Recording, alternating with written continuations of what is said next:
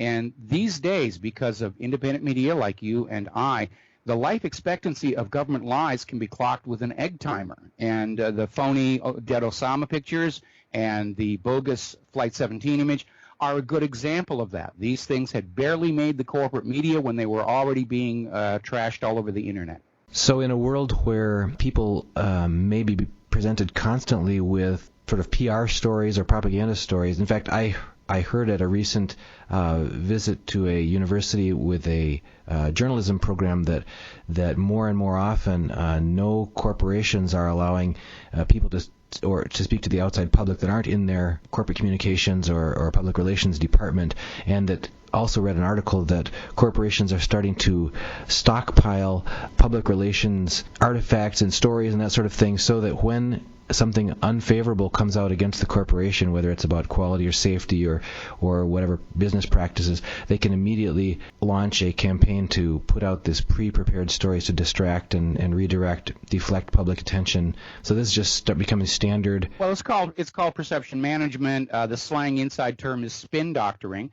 And it really is all about image. We've seen certainly Monsanto putting out tremendous amounts of advertising and corporate image spots trying to counter the rising concerns over genetically modified food.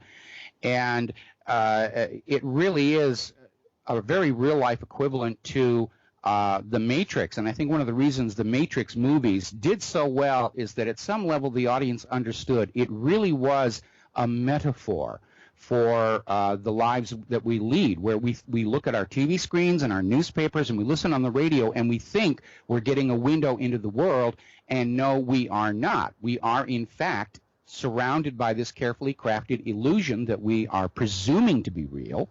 And people are now waking up and realizing that no, it isn't, and together with the economy, it's one of the reasons why cable TV companies are losing customers. And people are turning away from the traditional corporate media, and the independent media online now has the lion's share of the audience. Corporate media doesn't want to admit that. They're trying to figure out some way to reverse that trend.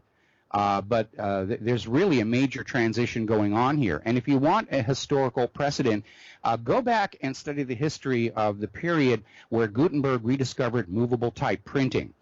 Because he made books affordable to the middle class. They were no longer these treasured objects of the ultra-rich that were hand-copied by monks. Literacy exploded. People started reading. They started asking questions. And it was a real threat to the current, to the power structure of the day. Now, those institutions that could evolve to meet the new environment of a better educated population are still with us. Those entities that could not evolve and adapt went extinct. And we're going through pretty much the same phenomenon here right now. And if you look at some of the extreme measures that were attempted to try and get the availability of books and literacy back under control, you see a lot of their echoes in the current age, where they're trying to get the internet under control. They're trying to say, oh, the government must control the internet to control child porn. We have to control the internet to bring back net neutrality, which they took away in the first place. And they're really very desperate to try and take America back to the golden age of the Cold War of the 1950s and 1960s, where all communication through society was, it starts with the government, goes to the corporate media, goes to the people, and that's it.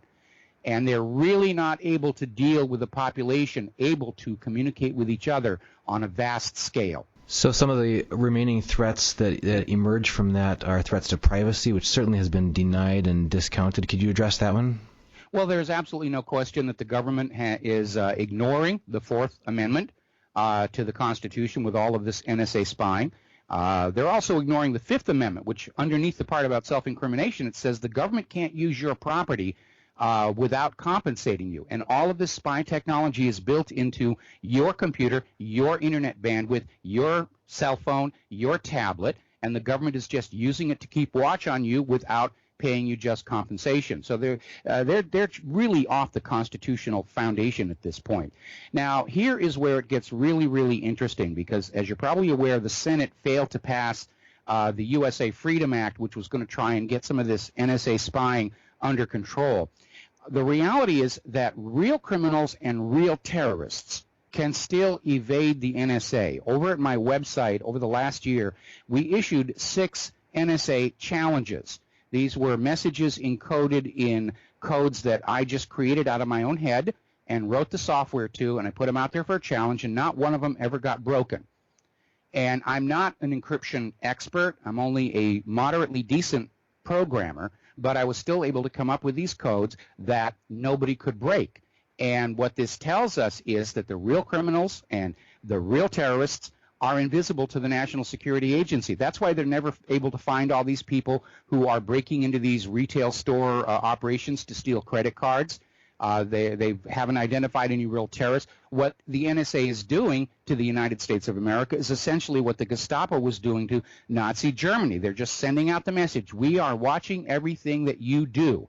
The NSA is not in existence to look out for crime and terror. The NSA exists to watch you closely and let you know you're being watched, to keep you from speaking out about what's going on with the government. And, of course, along the way, they've been caught stealing business secrets from businessmen to give to their cronies. They've been stealing pictures of wives and daughters in states of undress to enjoy with each other.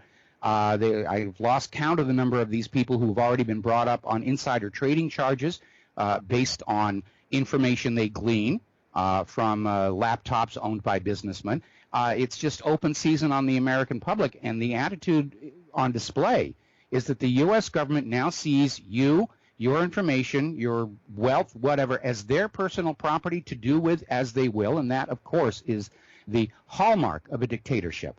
Yeah, if you could press further into that direction of property, you mentioned a few examples of it, such as your information services that you're paying for, or I guess we'll get to finances a little bit later, but are there any other examples of personal property, real estate, et cetera, that you see as being under threat, even though that may be a veiled threat still at this point? Well, it's not a veiled threat here because there is a runaway epidemic in this country of what is called civil asset forfeiture. And this is just police departments across the country who are going on out, and they'll find they'll pull somebody over for a broken taillight, and if they're carrying $2,000 or $3,000, the police officer just says, I think that this money was intended for a drug buy, and they will confiscate it right there. And because they're not arresting the actual person, your normal presumption of innocence does not come into play. It's a return to the Napoleonic Code. And it is very difficult and expensive for people to try and go to court and get their property back because they have to go into court and prove that the money was legally theirs through honest endeavor and that they did not intend any ill with it. And most police departments have now gotten into the practice. They'll stop you, they'll take $5,000 from you, and they'll say, look, we'll give you $2,500 of it back if you won't sue us for the remainder. And a lot of people are going for it. Our new nominee for Attorney General, when she was the U.S. Attorney in New York, oversaw close to $1 billion in civil forfeiture. And it's just another reminder, our federal government, our state governments are absolutely flat broke. They've been driven into poverty by that private central bank along with the ordinary American people. And we have now entered a time when pillaging the citizenry is now official policy all across the country. On Last Week Tonight with John Oliver, a couple of weeks ago, they did a segment on civil forfeiture that's absolutely hilarious, and you need to look at it because they just lay it right out. This is just the police departments of the country running around and seizing property without arresting anybody for a crime and just saying, okay, this is ours now. Now, in the area of dependency on government, we've made a huge migration from a fiercely independent colonies that where people were principally farmers. They could provide for themselves, raise their own food, etc. They didn't want to be dependent on England. They wanted freedom from tyranny, and they wanted to be independent.